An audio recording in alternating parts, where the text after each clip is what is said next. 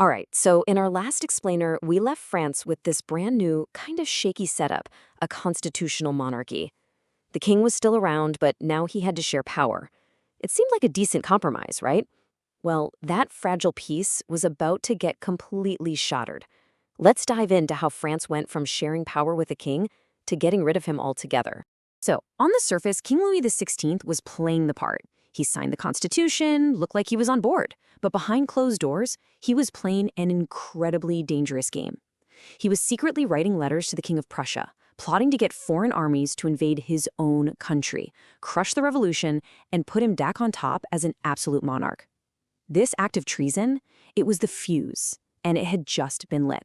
And, Louis wasn't the only monarch getting nervous. You've got kings and emperors all over Europe looking at France in absolute horror. To them, this wasn't just some local French problem. It was a disease, a revolutionary fire that could spread and burn down their own thrones. So they started getting their armies ready, determined to put this little French experiment out before it gave their own people any bright ideas. The pressure was building, big time, from outside and from within. And then came 1792. This is the year everything just explodes. In April, France decides to strike first, declaring war on Prussia and Austria. By summer, a radical group, the Jacobins, is planning a massive uprising in Paris. Then, on August 10th, the city just erupts. The King's Palace is stormed. And by September 21st, the monarchy was gone. Done. Abolished. It's just a breathtakingly fast collapse in just a few months. But you have to understand, this wasn't just a war between countries. For the French people, oh no, this was a mission. Thousands of volunteers from all over France started pouring in to join the army. They didn't think they were just defending borders. They truly believed they were fighting a war of the people against kings, a crusade for the future of all of Europe. This massive wave of patriotism just swept over the entire nation. And every great movement needs a theme song, right? Well, as volunteers from the city of Marseille marched into Paris to help defend the capital, they were singing this incredible, powerful new song. It was written by a guy named Roger de Lille. The song just caught on like wildfire, and it became the sound of the revolution. And today, of course, we know it as the Marseillaise, the national anthem of France. Okay, so while soldiers were out fighting foreign kings, a whole other battle was starting to brew back home in Paris. A lot of ordinary folks felt like the revolution just hadn't gone far enough.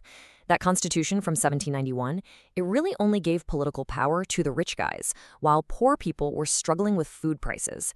This created the perfect storm for new, much more radical political groups to pop up. And the most influential of these groups was the Jacobin Club. Now, its members weren't the wealthy elites who kicked off the revolution. No, these were the everyday people, shopkeepers, artisans, printers, the working class of Paris who felt totally left behind. They became the engine of this new, more radical phase of the revolution. And their leader, a man whose name would soon become both legendary and terrifying, Maximilien Robespierre. The Jacobins became known by this really interesting name, the sans-culottes. It literally means those without knee breeches. Now, why does that matter? Well, knee breeches were those fancy silk pants the nobility wore. So by rejecting them, the Jacobins were making a huge statement.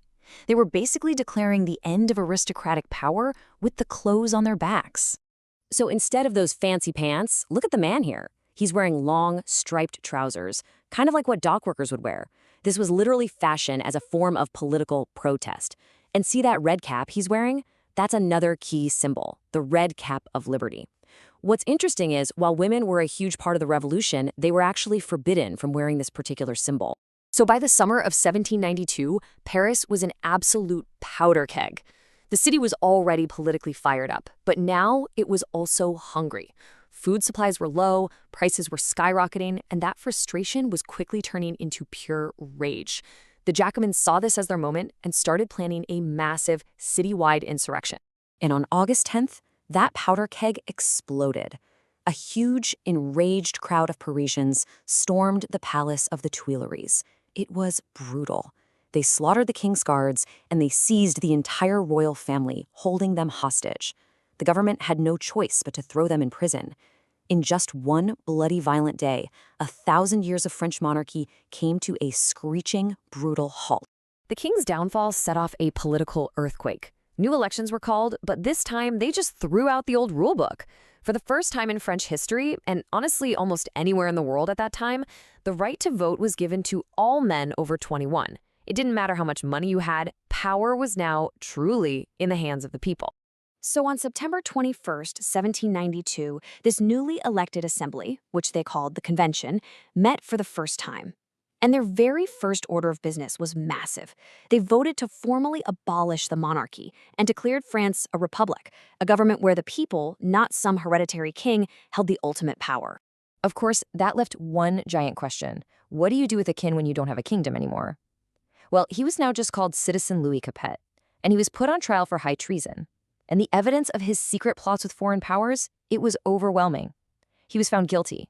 On January 21st, 1793, Louis XVI was executed by guillotine in a public square. His wife, Marie Antoinette, met the same fate a few months later. The Republic was born in blood, and there was absolutely no turning back now. Okay, so when you create a whole new republic from scratch, you need a new language, right? You have to build a new world, and that means replacing all those old images of kings and queens with powerful new symbols of your own. Take a look at this incredible painting. It's called Liberty. Now, this is an allegory, which means the woman you see isn't a real person. She's a symbol for the very idea of freedom. And what makes this piece even more amazing is that it was painted by a woman, Nanine Valaine. The revolution actually opened up doors for women artists to train and show their work in ways that had been impossible before. So let's break down the symbols here, kind of decode the painting. First, that red cap she's holding, that's the same symbol of liberty the sans-culottes wore. Down at her feet, you see a broken chain, which signifies the end of tyranny, the end of bondage. And her hand, she's holding the Declaration of the Rights of Man, the revolution's founding document. And way in the background, there's a pyramid. That was a symbol of equality, meant to represent the solid, eternal foundation of this new republic. But here's the twist. With their common enemy, the king, now gone, the revolutionaries started turning on each other. See, they had all fought for liberty, but it turns out they had very different and very dangerous ideas about what that word actually meant and what you had to do to protect it. And you can see this conflict perfectly in the words of two of the revolution's leaders. On one side, you have the journalist Camille Desmoulins. For him, liberty was about happiness, reason, and justice. He actually warned against executing enemies, saying it would just create more of them. But on the other side was the powerful Jacobin leader Maximilien Robespierre, and he had a much, much darker view.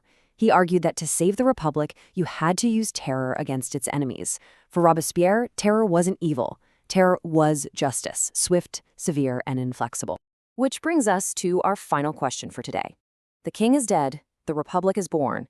The people finally have a government they elected themselves. So, was this the happy ending? Was this finally the era of peace and roses everyone had hoped for?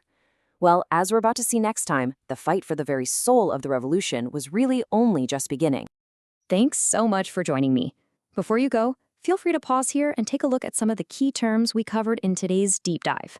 We'll see you next time.